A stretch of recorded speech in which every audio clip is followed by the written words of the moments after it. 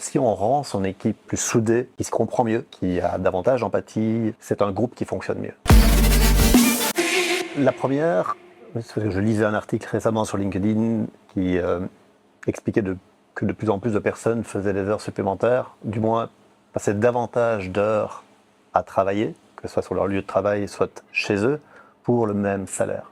En tant qu'intervenant dans l'entreprise, on ne va pas pouvoir bouleverser comment l'entreprise doit bosser. Par contre, on peut changer certaines choses pour que la perception en soit différente. Deuxième, que si on rend son équipe plus soudée, qui se comprend mieux, qui a davantage d'empathie, où les adhérents, enfin, pas les adhérents, mais les collègues ont plus d'empathie les uns pour les autres, c'est un groupe qui fonctionne mieux.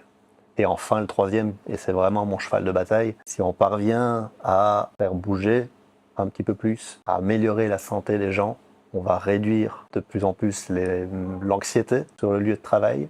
Peut-être qu'on va leur donner des outils pour diminuer leur stress à travers de ce qu'ils vivent au quotidien, que ce soit dans la rue, chez eux, peu importe. Si on diminue cette anxiété, on va les amener à faire de meilleurs choix pour leur vie. Si on fait de meilleurs choix dans sa vie, on améliore encore une fois, on améliore son sommeil et on va réduire clairement la maladie de moyenne et longue durée. On va réduire le nombre de burn-out.